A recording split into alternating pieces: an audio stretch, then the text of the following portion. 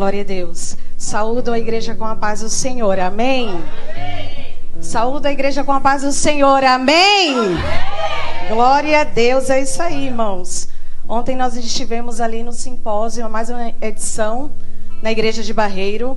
Saímos de lá quase meia-noite, não foi? E foi uma benção. E a gente tem que continuar com esse mesmo espírito. Amém? Glória a Deus. Mateus capítulo 9, é um texto bastante conhecido quando nós falamos acerca de missão. Mateus 9, verso 35, amém?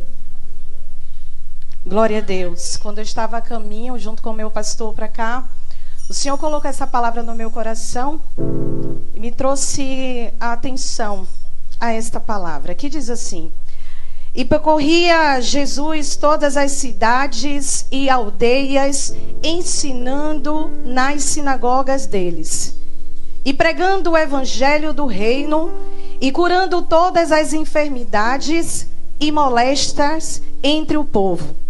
E vindo as multidões, teve grande compaixão delas, porque andavam cansadas, desgarradas, como ovelhas que não têm pastor.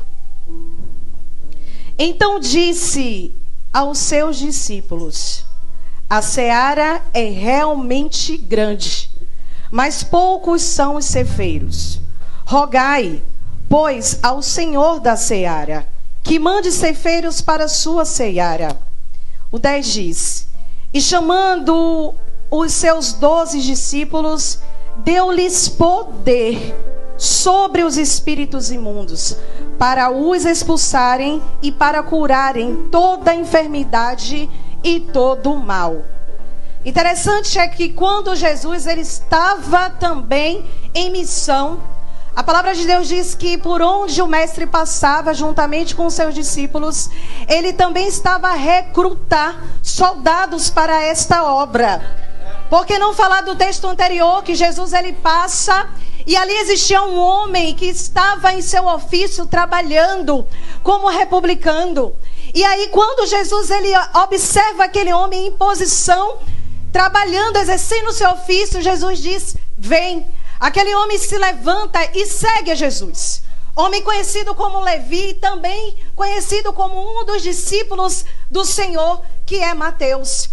E agora o Senhor está percorrendo, aleluia, realizando missões, quando ele é surpreendido, quando ele estava a caminho sobre uma mulher que simplesmente enfrenta uma multidão para tocar nele, porque ela ouve dizer que se tão somente eu tocar na orla das suas vestes, eu serei curada. Mas agora Jesus ele tem que parar o seu caminho, porque o texto anterior vai dizer que ele estava a caminho de atender um pedido de um pai aflito, que estava com a sua filha enferma dentro de casa, a filha de Jairo. Só que agora, depois de realizar esses milagres, Jesus ele vai agora observar a multidão. E ele vai perceber que grande é a multidão, mas falta ceifeiros para a obra. Só que Jesus, ao observar que existia uma grande multidão, ou seja, que existia muitos que precisavam de cura, precisavam de milagres, precisavam de atenção, Jesus ele então somente não vai apenas citar a falta de ceifeiros, mas agora ele vai constituir discípulos e ceifeiros. Porque no capítulo 10, o texto diz que Jesus agora vai chamar os discípulos.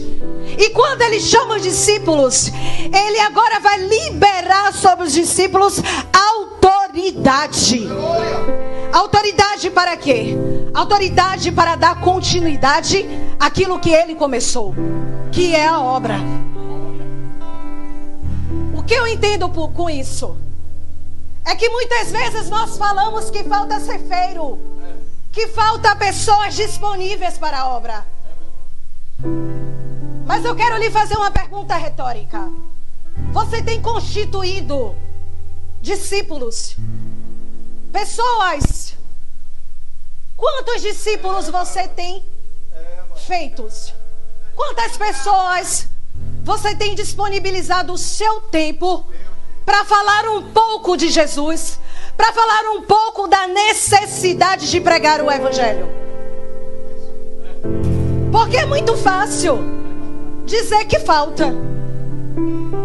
Mas o Senhor me chama e te chama nesta manhã a não somente falar que está faltando cefeiro, mas sim se posicionar para constituir ceifeiros para essa obra, discípulos para essa obra. Eu te convido a refletir sobre isso essa manhã. Quantos discípulos, quantas pessoas você tem discipulado? Quantas pessoas você tem falado sobre Jesus? Você tem chamado a atenção da necessidade de se pregar o Evangelho? E essa fica uma reflexão para mim e para a sua vida. A missão, ela não pode parar. Missão, ela tem que continuar.